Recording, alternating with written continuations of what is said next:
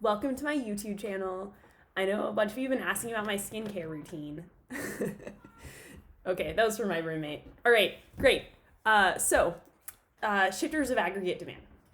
So I know some of you feel like you don't have complete notes on this, and so we're going to run through all the shifters, what they mean, how to use them, how to recognize them, what they are and aren't.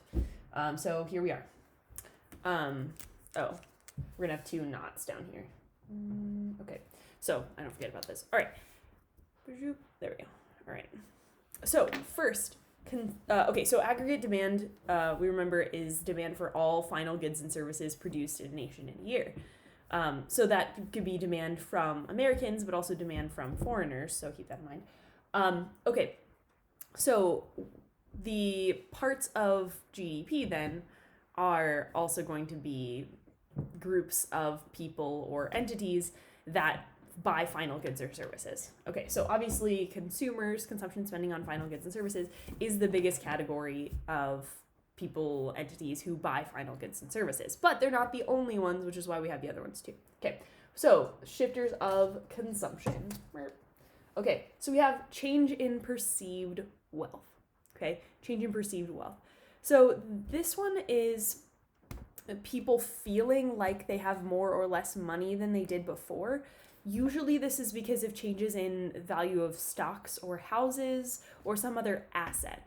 Okay, so if stock prices are high, then people look at the value of their stocks and they think, oh, look at me, I'm so rich, this is amazing. And they spend more money and they go on vacations and they buy a new car, right? But if stock prices go down like they have over the last few weeks, people look at the values of their stocks and say, oh, I'm so poor, I should spend less money, right? Which is irrational, right? As long as they don't sell their stocks, it doesn't matter if the stock prices are higher or lower than they were before. And people shouldn't be selling stocks during this time. They should hold on to their stocks because the value will go up again, but people panic and they sell it, which is dumb.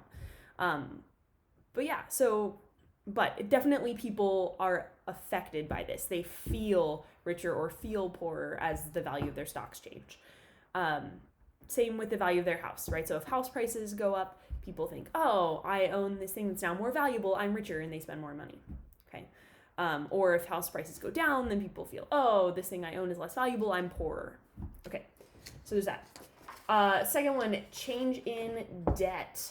Change in debt, okay? So debt is borrowing money, okay? And so consumers can borrow money to buy final goods. Of course, this is not houses, right? Houses are an investment, not in consumption. But some consumption is done with borrowed money. So sometimes people will borrow to buy a car or borrow to buy furniture. Not a great idea usually to borrow for anything that's going to lose value, but sometimes people do it. Anyhow, so people borrowing more does mean they can do more consumption today. So if the story is something like people borrow more, or it's easier to borrow, or more people are borrowing money, then that's going to increase consumption today. Okay, because they spend the money today. But in the future, they're going to have to pay that money back without consuming anything. Okay, so debt is basically stealing from your future self. It's saying, I'm going to have this thing today, and my future self is going to pay for it. Thanks, future self, right? Not a great thing to do to your future self, right? So the story says something like people are paying back debts, or consumers have heavy debt loads, then that means consumption is going to go down today because they're paying for things that they've already consumed. Okay, so if they're taking on new debt, that can increase their consumption. If they're paying back old debt, that decreases their consumption. Okay, so that's change in debt. Okay, then we have change in expectation of business cycle. Okay, so change in expectation of business cycle is going to be a really important one for the Keynesian model. Okay, for the idea of people change their buying based on how they feel about what's going on in the economy. So if people feel like a recession is going to come soon, then they're going to be really careful about how they spend, right? Because they're going to be scared of what? Yeah, losing their jobs, right? So the core fear about a recession is losing their jobs. So if people are more worried about a recession and thus more worried about losing their jobs, they're going to want to save more now because that money's going to be really valuable if they lose their job, right? So money that they might spend on something that's not that important today, like going to the movies, right? that money is money that in a couple of months, if they lose their job, would be money that they use to buy food or pay their rent, right? And so that money's going to be a lot more valuable. So if people are afraid of a recession, they're going to spend less today, okay? And Keynes especially thought this was a huge problem because if a lot of people expect the recession and a lot of people spend less than normal, then that's going to lead people to lead to lower demand, and companies are going to panic. And they're going to feel, oh, no, people aren't buying our product, and then they're going to fire workers, and that's going to make the panic even worse, and that could start a recession, okay? So usually there's some reason why people are expecting a recession. So it's not necessarily just that this comes out of nowhere, though Keynes thought it was irrational, but often there's some reason why, something that starts a panic, but then this shifter creates kind of a panic cycle, which is annoying. Okay, and then this one also goes the other way, right? All of these shifters go both directions. So if people expect things to be going well, they expect companies to be booming, they expect to have a job for a long time, then they'll be willing to spend more money, right? They're going to be like, okay, everything's fine. I'm going to spend more money. This is great, okay? And of course, it might not be great, right? The economy might crash tomorrow, but if people have good expectations about the business cycle, then aggregate demand will be higher, okay? Which again is not necessarily a good thing. It is what it is. Okay, so next one is change in expected inflation or change in expected price level. You can use either way to describe this. But if people think that the prices are going to be going up in the future, so if they think inflation is going to be higher, then they're going to want to buy things today before the prices rise, okay? So demand will go up today so that people can try to beat the price change, right? Buy the goods before the inflation rises. So we saw this in the Venezuela story, that as people were expecting more and more inflation, they tried to buy things up as quickly as possible because it's better to buy it today than tomorrow when things are a lot more expensive, okay? So we can see this very dramatically in high inflation situations. And we don't really see this that much in the US because our inflation's been very stable. But if it wasn't stable and people expected it not to be stable, then we would definitely get this effect. Same with deflation, right? So if people expect deflation, then they're going to want to do what? They expect deflation, right? So they're expecting prices to go down. So the good strategy would be to not buy today, right? So expected deflation is going to mean people don't want to buy things today. They want to wait for the prices to fall and then buy things later, okay? But again, if a lot of people unexpectedly slow how much they're buying, that's going to be a shock to the companies, right? The companies are going to be like, oh my gosh, we thought we were going to sell all this stuff, but now people aren't buying as much, and we got to cut prices, we got to fire workers, and then panic cycle, okay? So that's actually why the part of the government that controls the money supply tries to make there be a little bit of inflation every year, because they don't want people to expect deflation and suddenly stop buying things. So there's that. We'll talk more about the Federal Reserve pretty shortly. Okay, they've been a lot in the news this week, obviously. Okay, then we have change in disposable income. So disposable income, you ready? Very important key term. Disposable income is income minus taxes. Income minus taxes, right? So taxes are the only thing you have to pay for that you have no choice about, right? You can't choose how much taxes you pay. You have to pay it. But you can choose where to live, right? And what your housing costs will be. You can choose what kind of food to eat and what your food costs will be. You can choose what kind of entertainment to consume, right? So everything else you spend money on, you can make choices about that, right? But you cannot make choices about your taxes. Okay, so your disposable income is your income minus taxes. So really this is the income you have to do everything that you do with other than paying taxes. Okay, so the disposable income can be changed then by two things, okay? So obviously changing the taxes, right? So if the government changes income taxes or sales taxes, okay? So any change in consumer taxes will be here. Change in business taxes is an aggregate supply shifter, but a change in consumer taxes will be here in disposable income. So if taxes rise, then obviously people have less disposable income, and so there'll be less consumption, less aggregate demand, okay? And vice versa. The other way disposable income can change is a change in income. So we're not going to have change in income as a demand shifter, though that's kind of an obvious one, and it's okay if you were thinking about that one. But because change in income is changing workers' wages, which is an a resource cost, we're actually going to use change in income as an aggregate supply shifter. Okay, but one of the things that can change disposable income is government transfer payments. Okay, so right now, amidst the COVID-19 panic, the government is increasing transfer payments. It's making unemployment benefits last longer and be more generous, and increasing other sorts of transfer payments in order to bolster people's income at a time when some people are being fired, right? So the government increasing the transfer payments or making them more generous increases disposable income of the families that receive that transfer payment. Okay, so remember, we don't include transfer payments as part of G, but we can count them here when people spend that money on new final goods because of their higher disposable income.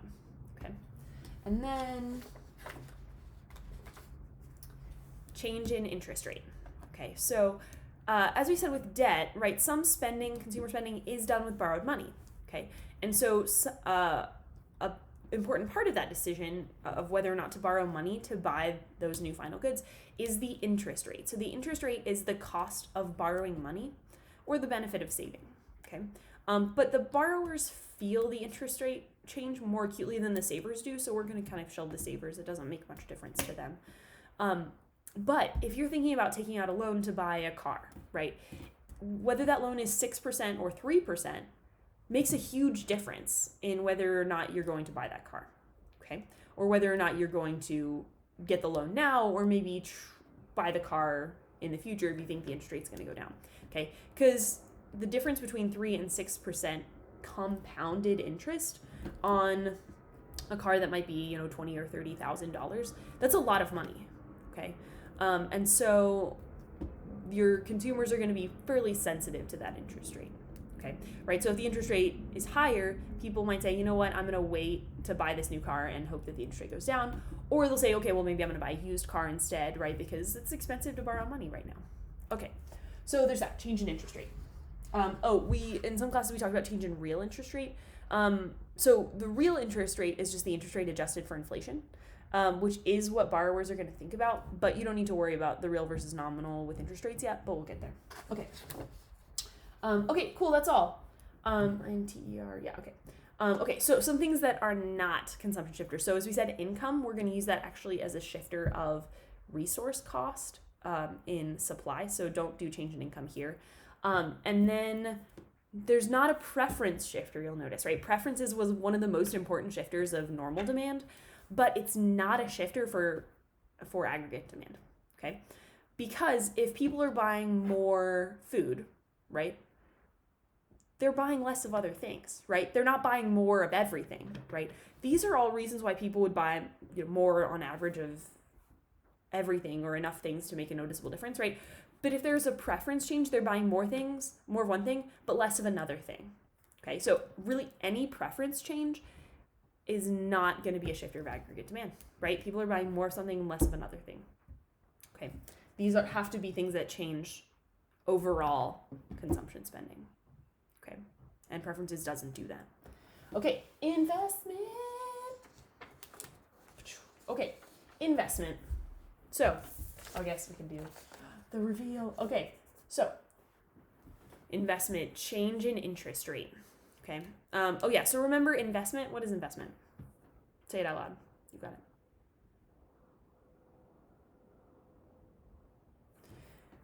Yeah, so firms buying new capital, new construction, households buying a new house, and value of unsold inventory. Okay, so you don't have to worry about the value of unsold inventory for this because that's not spending. Okay, but yeah, we definitely think about, firms who would think about building new machinery for their factory, or a company that would think about building a new store, or a family that's thinking about building a new house. Okay, so all of that is what we're thinking about here. And so what influences people's willingness to do those things? Okay, so obviously a really important one is the interest rate. So most building of new capital, new factories, new houses is done with borrowed money, right? A company doesn't have $10 million just sitting around usually to buy its new machinery. It borrows money for at least some of that. So the interest rate is really important. Okay, because if the business is trying to calculate the costs and benefits of building that new equipment, they're going to think, okay, here's how much money I expect to make from building this new equipment. here's how much the new equipment costs. But if they're borrowing money, how much extra money they have to pay to borrow that money is going to make a huge difference in the cost, right? Because a few percent difference in interest rate on $10 million is a lot of money, okay? And so that's going to influence the company's willingness to say, yeah, this is a great time for me to build this new capital, or no, I'm going to wait till the interest rate goes down, or maybe I'll just, save up more money, but it doesn't make sense for me to borrow to do this investment right now. So the investments are typically pretty sensitive to the interest rate. So if the interest rate goes down, then companies who would have previously said, nah, it's not worth it for me right now, are going to say, oh, wow, okay, now borrowing money's a lot cheaper. Okay, great, I'll build a new factory now, right? Or I'll, upgrade my equipment or whatever. Okay, so this is, investment is very sensitive to the interest rate. So one of the things that's happening right now is the part of the government that influences the money supply is increasing the money supply by a bunch to get the interest rate down. And we'll talk about how this works. Because they want companies to keep investing, right? To keep building new factories and buying new equipment, to keep aggregate demand from falling, right? Because right now, companies are panicked a little bit, right? And so they are experiencing this second shifter of investment. So another thing companies think about when they're deciding, should we build a new factory, should we buy new capital, is will people want to buy the stuff that we make with this factory and with this capital, okay? So that one is shift in expected profitability of new capital or construction, okay? Or expected profitability of new investment, okay? But really good idea to remember that it's about the new capital and the new construction. So they're going to think, okay, so sure, if I had this new machinery, I can make a bunch more product, but will people want to buy my product? Okay, and so this is heavily cyclical, okay? So companies are going to be thinking, okay, if we think the economy is going to keep being strong and people are going to want to keep buying products, then, okay, sure, right, let's build a new factory. That sounds great, okay? But if they're worried that there's going to be a recession, or right now there's a lot of uncertainty about the virus and how it's going to affect people's ability to do things and buy things, companies are probably pretty nervous right now, right? They're probably thinking, yeah, this isn't a great time for me to borrow tons of money to buy a new factory to make products that people might not want or be able to buy, right? There's just a lot of uncertainty.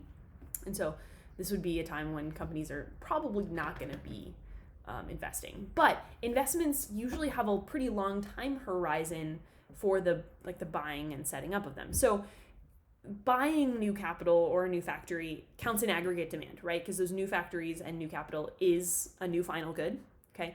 But once those new factories and new capital get up and running, they're part of aggregate supply, right? So remember, change in productivity, of which capital is an important part, is an aggregate supply shifter, okay? So, but buying the capital is here, but it takes time to get new capital set up, right? It takes months or years even to get that capital ordered, get it built, get it installed, get everybody trained on how to use it, okay? So it can take a long time to get that up and running. And same with building a factory, right? That could take years. So this, it could be that the current amount of investment hasn't really changed much because most of the projects have a longer time horizon. And so if you're planning to build a new factory in 2 years from now, you might think, okay, well, there's some panic about the virus, but probably within a few months, things are going to be more or less back to normal. And so you might just stay on with your plan, right? But also you might not. And so if a bunch of companies change their plans because of that fear, then we would do change in expected profitability of new capital or construction. Okay, then we have G, which isn't that exciting because it's just any change in government spending on final goods and services. So there's not a shifter for this one. You'll just put change in G. But your story will be something like government increases spending on roads and bridges. So change in G, aggregate demand increase because it's demanding the new final good of the roads and bridges. Or you would do, the story might be the government cuts military spending. So that would decrease G, decrease aggregate demand.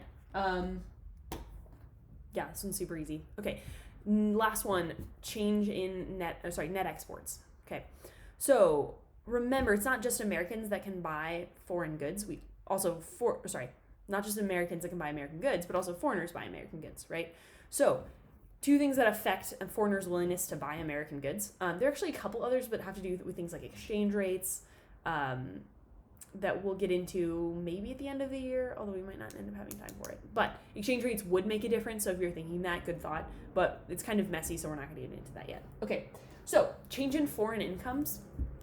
So if foreign incomes rise, so like say the economy of Canada is booming, right? Canada's having like great year, people are very prosperous, companies are producing a lot, then they're going to want to buy more Canadian goods, but they're also going to want to buy more of all goods from around the world, including American goods, right? So Canada imports a lot of goods from America, and so we're going to be able to sell a bunch more to them if they're buying more goods. So that would increase demand for American goods if Canadian incomes rise. Okay, same if a country's income falls, then they're going to be buying less of our goods, right? So